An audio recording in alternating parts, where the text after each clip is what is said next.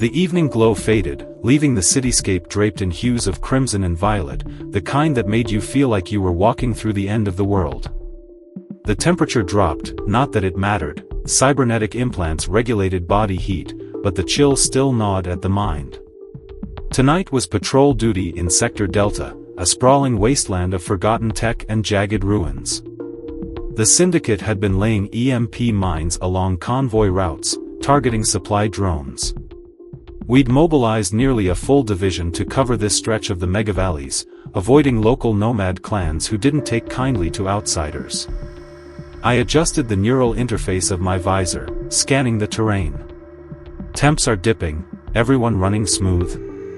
I pinged over comms, my voice tinged with static.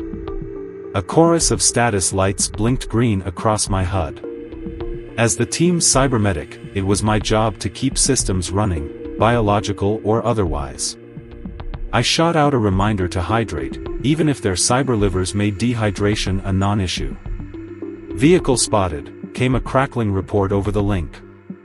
We dropped low, seeking cover behind jagged shards of polymetal wreckage.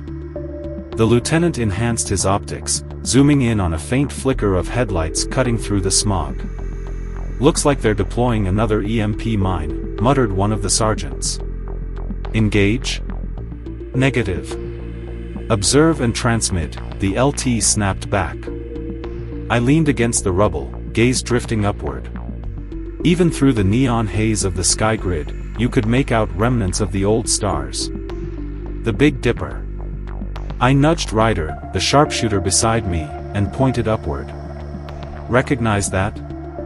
He nodded wordlessly, a rare moment of stillness in a city that never stopped buzzing. "Recon just flagged a convoy," the LT whispered, his voice carrying over the encrypted line. "Multiple Syndicate vehicles heading toward Sector Beta. They're staging heavy ordnance in one of the zones." The weight in his tone mirrored the knot forming in my stomach. "Regroup orders just came through. Looks like we're circling their rally point. They're gearing up for something big." Groans echoed over the comms as we synced up and moved out, boots crunching over glass-strewn terrain. The streets felt alive, a pulse of tension riding the electromagnetic airwaves. Occasionally, a Syndicate drone would whir overhead, forcing us into the shadows, silent as phantoms. "What's the play here?" I asked, matching the LT's pace as my exosuit hummed softly with each step. "Hard to say, Doc," he replied, his augmented eye flickering. "Could be hitting one of our forward nodes or staging for something nastier. Command hasn't intercepted much chatter. Whatever it is, they're locked in." I nodded, a pulse of unease rippling through my circuits. Whatever they were planning, we'd have to act fast to short-circuit their operation. It wasn't just survival anymore, it was control, and whoever moved first held the upper hand. We finally linked up with the Alpha and Gamma units near the outskirts of the Neon Crescent. Delta Squad was still en route, but their proximity beacons blinked steady on our HUDs. Far enough from Syndicate patrols, we managed to deploy a couple of hover rigs, sleek, silent machines running without their lights, their matte black surfaces absorbing the city's faint glow. Under the cover of their shielding panels, the commanders huddled to hash out a plan and patch the details back to HQ. Meanwhile, I made my rounds. Hydration check, people. Nanosystems or not, you're still part human. A grin here, a groan there, but compliance was universal. Recalibrate those kinetic stabilizers yet? No excuses, those legs give out, and you're dead weight. I had files on all of them, cybernetics, health histories, even quirks like patchy synth skin or chronic joint lag. It was my job, after all, to keep them operational. I traded fist bumps and nods, cracking jokes when the mood dipped. Even in the break before chaos, it was about keeping them ready, physically and mentally. "Alright, squad up," came the LT's voice over the comms. "Delta's inbound. Once they arrive, we'll sync and move out. Medic, you're staying back as the aid station." I bristled. "LT, you need me in the field. If evac protocols fail, who's going to patch you up and keep you operational? HQ wants you here, Vane. Delta's bringing medical supplies and their own combat med officer. If we need you, you'll get the call. That's an order. I clenched my teeth but nodded. Understood, sir. No point in arguing when the decision came from higher up. As the squads moved out, their weapons charged and glowing faintly in the dim, the first shockwaves hit. The artillery drones sent tremors rippling across the ground, turning it into a symphony of chaos and light. The firework display was over in minutes, and the squads deployed, slipping into the shadows toward the target zone. I stayed back with a skeleton crew of medics and techs. The officer in charge, a seasoned commander with a titanium-armored left hand, approached. His rank was etched onto his chest plate, glowing faintly like a badge of authority. "Evening, Vane," he greeted, his cyber eye scanning me. "Evening, sir," I replied, waving instead of saluting. "What's the prediction on casualties?" "Intel says 10 to 15%, he replied, half smirking. "The syndicate's dug in, but our people are efficient. Don't lose sleep over it." His words carried a detached confidence, but I knew better. The weight of command doesn't leave you. It just gets buried deeper under layers of steel and circuits. We set up the station fast.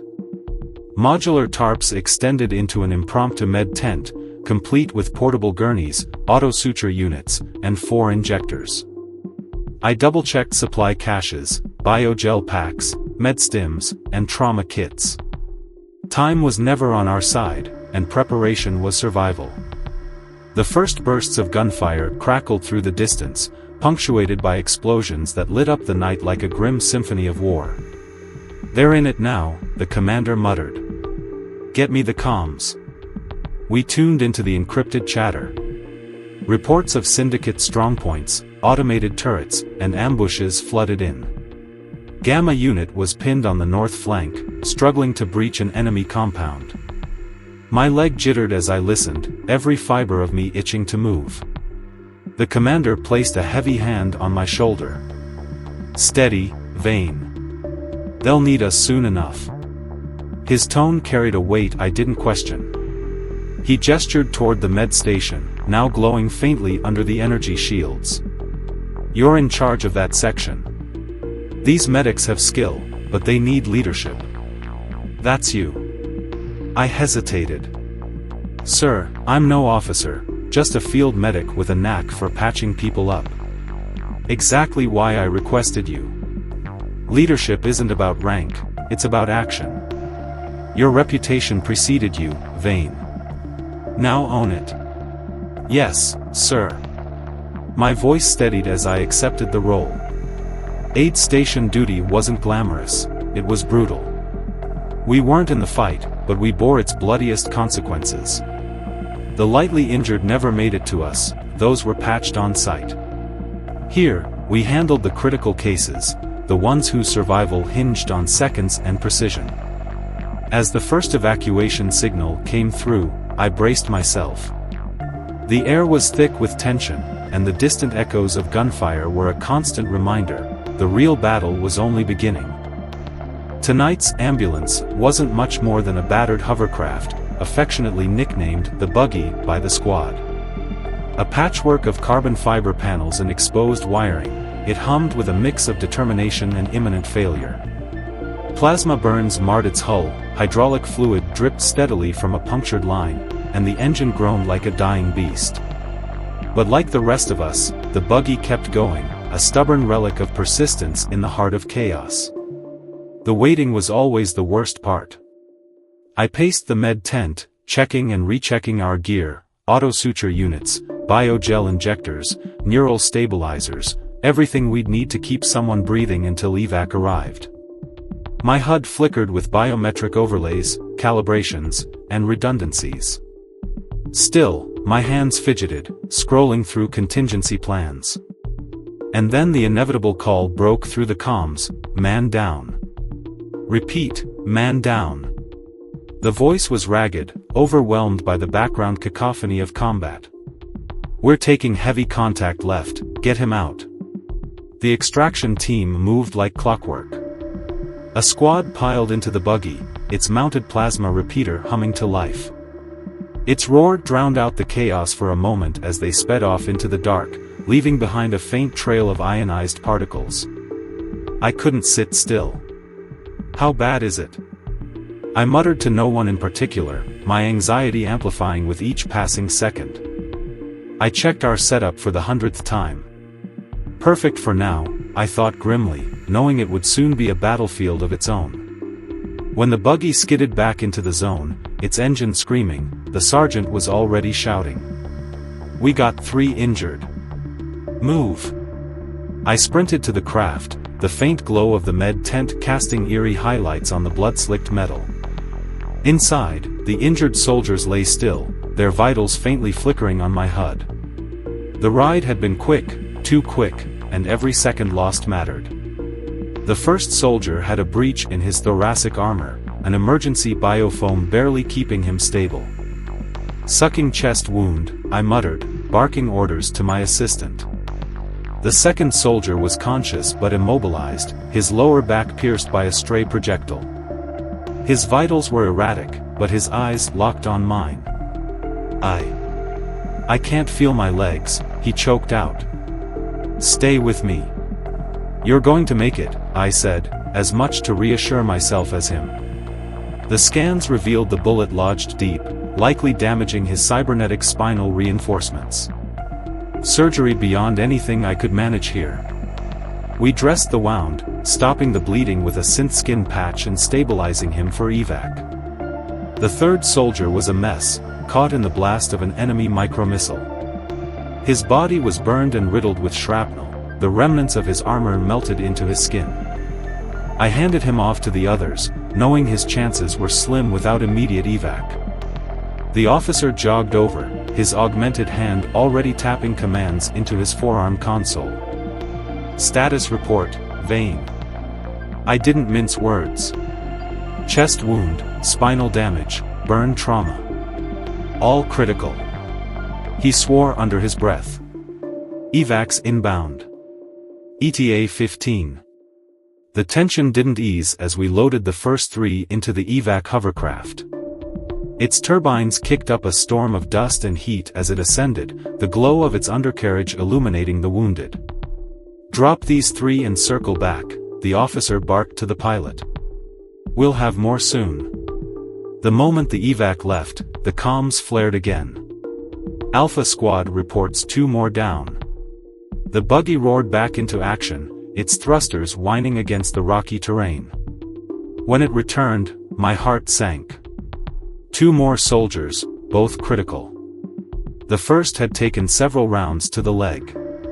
My HUD identified massive tissue damage but, miraculously, no arterial breach. "He'll lose it," I muttered, stabilizing the mangled limb with a field tourniquet. The second was worse, neural dampeners offline, vitals crashing fast. I pushed a biogel syringe into his arm and engaged the neural stabilizer. His body convulsed briefly before his vitals steadied. I wiped the sweat from my brow, my own biomod straining to keep me upright. Every rotation of the evac felt like a countdown. How many would make it out alive tonight? Above us, the sleek outlines of gunships carved through the neon-streaked sky. Their turbine whine, usually a symbol of hope, felt heavier now, a reminder that even in a world of chrome and circuitry, mortality was still a constant. And the night was far from over. The second soldier had been a victim of another grenade. Later, I learned he'd caught the damn thing midair and hurled it back toward the enemy. It detonated before it landed, spraying him with shrapnel. His face was a mask of blood, and his upper body and neck were shredded. The officer took charge of his case while I focused on another soldier's mangled leg. The medics from the adjacent station rushed over to assist. I tried to steady my hands, but the chaos didn't make it easy. Everything was slick with blood, sticky, drying in patches on my arms, gloves, and the ground beneath us. My uniform top had been discarded long ago, leaving my undershirt clinging to sweat-soaked skin. tools were sterilized between rounds, but the makeshift aid station felt like a war zone of its own. The ground was saturated, dark stains pooling around the gurneys like ominous shadows. Rationally, I knew it wasn't possible. An adult only had about 1.5 gallons of blood in them, but it felt like gallons. The sheer scale of the carnage was overwhelming. The medics around me were sweating, trembling, some dropping instruments or misplacing gear. I barked orders, keeping them focused, if only by sheer force of will. We worked tirelessly to extract bullet fragments and pack the wounds, talking to the soldier as we went. His breathing was shallow, his face pale, but he stayed conscious, murmuring replies to my questions. When the chopper finally touched down, its downdraft whipping dust and blood-soaked tarps into a frenzy, we hurried to load the wounded. The officer had stabilized his grenade victim just enough for transport. "He'll make it," he muttered, though his expression betrayed uncertainty. As we stepped back, the officer clapped a hand on my shoulder. "You holding up, son?" His eyes scanned me, taking in the blood splattered across my face and arms. I forced a smile. "All good, sir," I lied. "Where you from?" he asked, lighting a cigarette as we caught a rare moment of respite. He offered me one, but I shook my head. "Louisiana," I said, leaning against a crate and guzzling water. He took a drag, the ember briefly illuminating his weathered face. "New Orleans?" 2 hours east of there," I replied, used to the assumption. He nodded, and we exchanged small talk as the chopper's lights disappeared into the horizon. For a moment, we weren't soldiers in the middle of hell, we were just two guys talking about home. But the moment passed, and it was back to work. I gathered my team. "How are we doing?" I asked, scanning their tired faces. They mumbled half-hearted replies, trying to look tough. "Listen," I said, softening my tone. "Drink some water, clean up this area. We're gonna get through this, all right?" They nodded, their movements a little steadier now. One of the younger medics, though older than me, stopped me as we worked. "You've been here a while, right?" he asked, his voice low. I shrugged. 5 or 6 months. "Why?" He shook his head, his expression hollow. "How the fuck do you get through this? I mean, I'm here for the same reasons as you, but I don't know if I can handle this." I placed a hand on his shoulder. "We're here to save lives. That's what matters. Focus on the job, the training. And if you're ever overwhelmed, you ask for help. You're not alone, man. None of us are." It wasn't the most inspiring speech, but it seemed to do the trick. He gave me a weak smile and went back to work with renewed purpose. The radio crackled again, sending a jolt through my chest. "Second platoon has 2 injured. Evac required." My throat tightened. That was my platoon. My guys. And I wasn't there. The buggy roared off once more, the metal beast now coated with dried blood and the remnants of previous evacuations. I clenched my fists, fighting the urge to jump in and join the extraction team. The officer, sensing my turmoil, glanced over. "You boys are doing a damn fine job," he said. I nodded, forcing a smile, but every call over the radio made my heart race. The waiting. That was the worst part. When the Humvee screeched back into the station, the team was already moving. 2 more soldiers this time. The officer took the chest wound while I focused on the abdominal injury. The second soldier was barely conscious, his abdomen shredded by a through-and-through. Blood pooled beneath him, and his pulse was weak. His eyes darted around, glassy and unfocused, his words slurred and incomprehensible. I worked quickly, adrenaline sharpening my focus as I packed the wound and tried to stem the bleeding. "Stay with me, man," I muttered, more to myself than to him. The peaks and valleys of adrenaline were relentless. And as I worked, I knew the night was far from over.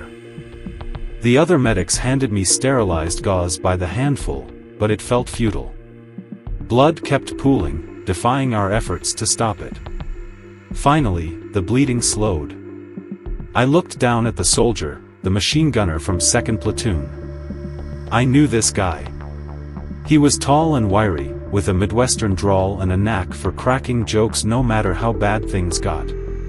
Anytime we crossed paths, we'd light up and start riffing, trading one-liners like old friends. I never asked much about his life back home, something I regret to this day. Later, I found out he survived his injuries and was sent stateside after reaching the base. He left the desert behind for good. After things settled down, I wrote a letter to his family myself. He was one of my closer friends out there, and I wanted them to know he'd endured the worst and made it out alive. He'd fought his way through hell, and now he was going home. By the time we loaded the last of the injured onto the chopper, the battle had shifted. The enemy tried to retreat but ran straight into our net. They were cut down quickly. Some surrendered, though most chose death over dishonor. This fight was over. The officer made his rounds, shaking our hands, offering words of encouragement to every medic on the team. When he got to me, he pulled me aside just as the first light of dawn crept over the horizon. "Son," he said, his voice heavy with weariness but firm. "You're a damn good medic. You've been here a while, right?" "Yes, sir. 5 or 6 months." He placed a hand on my shoulder. My body trembled with exhaustion, but his grip was steady. "You're a hell of a soldier. You took charge tonight and saved lives. I want you to know, if you ever need anything, you come find me. I see a great career ahead for you." His words hit me harder than any bullet ever could. Amid the chaos and dread, they were a lifeline. Months later, I learned he recommended me for an Army Commendation Medal for that night. Receiving it at the end of my tour was bittersweet. Many of my brothers had been injured needlessly. I couldn't save them all. That truth haunted me. I've never felt like I deserved that medal, or any of the others I earned overseas. To me, they're painful reminders of those terrible memories, locked in a drawer where I rarely see them. Some days, I wish I hadn't received anything at all. Maybe then, I could forget the pain and the weight of it all. People call me a hero when they learn about my service. "Thank you for your service," they say. I never know how to respond. "You're welcome." I wasn't trying to be a hero. I was just doing my job, trying to make it home, and get my brothers home, too. Amidst the blood and bullets, the pain and fleeting victories, the sleepless nights and endless days, we forged something deeper than camaraderie. A brotherhood built in fire and suffering. I'm proud to have served alongside true heroes. But me? I'm just a medic. One who did his job. One who now carries the scars of survivors' guilt and depression, fighting every day to rise above the weight of those losses. I've clawed my way back, mentally, physically, though the echoes of that war still linger. The names and faces of the dying, many of whom I didn't even know, are etched into my soul. This is my truth. And every day, I'm still trying to heal. The hardest part about healing is the silence. When the adrenaline's gone, the chaos subsides, and you're left with nothing but your thoughts, that's when it gets you. I used to think the worst part of war was watching someone die in front of you, feeling their life slip through your fingers as you tried everything to save them. But it's not. The worst part is living with those moments after they're gone. For a long time, I avoided silence. I filled it with noise, music, crowds, the hum of the TV playing in the background. Anything to keep the memories at bay. But it didn't work. Memories aren't bound by sound or time. They creep in during the quiet moments, yes, but also in the middle of a bustling grocery store or while stuck in traffic. A flash of red tail lights becomes the blood pooling on the ground. The sharp clang of a dropped can echoes the metallic crack of gunfire. It took me years to stop fighting the silence. After my discharge, I spent months trying to figure out what the hell to do with myself. The army had been my whole world since I was 18. It shaped me, broke me, and rebuilt me in its image. But now, it was gone. The camaraderie, the purpose, the adrenaline, it all vanished the day I boarded that plane home. I tried to fit back into the civilian world, but it felt alien. People moved through their days, blissfully unaware of how fragile life is. I envied them. And I resented them. "Thank you for your service," they'd say. What was it like? How do you explain it to someone who's never been there? How do you put into words the smell of burnt flesh, the weight of a rifle, the sound of a soldier screaming for his mother as you try to stop the bleeding? You can't. So you smile and nod and give some sanitized answer. It was hard, but I'm proud of what we accomplished. They don't need to know the truth. I tried a few different jobs, construction, retail, even a stint as a bartender. None of them stuck.